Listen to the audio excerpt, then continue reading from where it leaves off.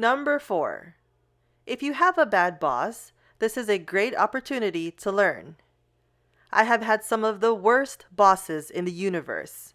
See the section on my boss Alan in chapter 9? And I bet you have too. But here is the thing. What did you really take away?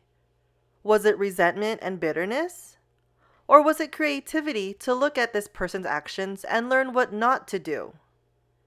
As we talked about earlier in this chapter, sometimes it is more about getting it wrong and learning than about getting it right and not learning. I learned so much from Alan, the worst boss I ever had, because I chose to look at the situation creatively and not get bogged down in the mire.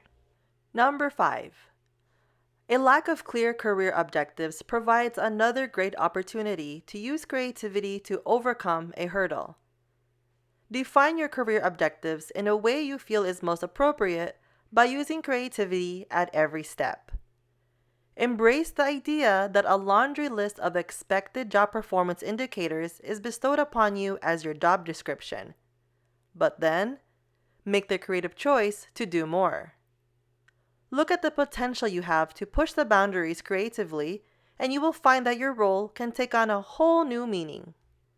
The power of an idea to forever change the outlook of the market you are in is far more powerful than the limitations that you have in front of you. Ideas will always win, no matter what. Creativity will always win, no matter what. But have you given creativity the chance to bloom without fear in every facet of your career or business that drives you away from being a champion of creativity? Finally, what are you ignoring because of fear in your business today, just as Kodak did? Personally? From within? What idea did you have just last week? The one you thought was so out there that you didn't bother to share it with anyone? What creativity lies just beneath your surface that you are afraid of? Perhaps the problem is not wanting to get it wrong. Perhaps it's not wanting to change the current trend of what is working. Perhaps the self-doubt monster is shutting it down. What is it that you can champion with creativity that you are too afraid to try? No one knows but you. If you keep it under lock and key, forever afraid of revealing your ideas, nothing will ever happen. You can take that creativity to the grave, and the impact that it would potentially have, not just on your career or business, but on the world, will be forever unrealized. Number 4. Get unstuck from a band of time. Nothing lasts forever. And the fact is that things work only for a certain amount of time. Whatever is working today may not work tomorrow, and whatever is working tomorrow is not necessarily a solution for the future. It is only a solution for right now, based on what's familiar and what's established. The good news is that there are 2 simple questions that can help you get unstuck from a certain band of time and drive yourself headlong into championing creativity. Look at what is working today and ask yourself these 2 very important questions. Number 1.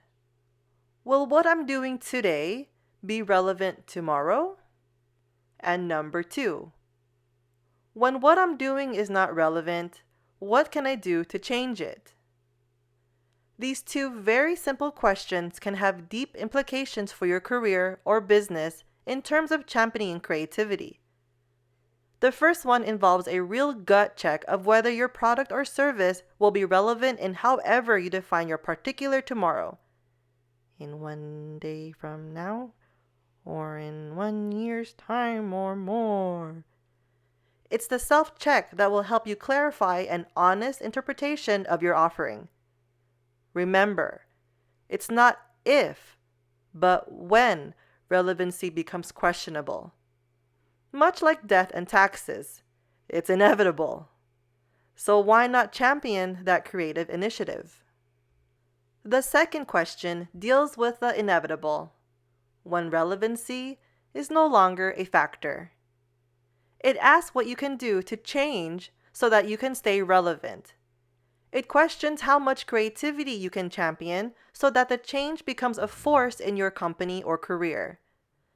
The answer will be individual to you and your career or business sector and will be found in whatever creativity you can champion by using the principles described on these pages. Forever pushed out of a position of comfort, the creator mindset encourages looking at your business with new and inventive eyes and driving hard to champion a good idea no matter where it comes from. This in no way means that you should ignore your current model. But if all you are doing is working on your current model, you are not in a position to capitalize on change. As things occur only in some optimal band of time or some limited amount of time, creativity will help you reinvent yourself in your career or your company's product or service to continually be fresh, new, and relevant. Go out and find or make it and then champion it to success. Number 5. Do not rust. The Rest Upon Success tool, RUST, is one of the only tools that I will cover in this book that I do not want you to use. You cannot possibly act as a champion of creativity if you rest upon success. The creator mindset is built to fight our natural urge to rest and say, "Why fix what isn't broken?" This destructive force is no longer constructive in any meaningful way, and this tool is one that has to be unlearned. Resting upon success is exactly what Kodak did, along with Toys R Us, Pan Am Airlines, and Columbia House, as you will learn in Chapter 19. It's the anti-advocate of creativity. This is a culture that reveres past success and doesn't see anything worthwhile in the future to pursue. Not to mention that it makes employees feel that ideas will never be taken seriously. Investors feel leery and disengaged, and the public feel lethargic and indolent. In the culture of a company steeped in the past, creativity that bubbles up is shut down. These types of environments that lack a champion of the idea to stand up collectively and defend creativity eventually are out of business.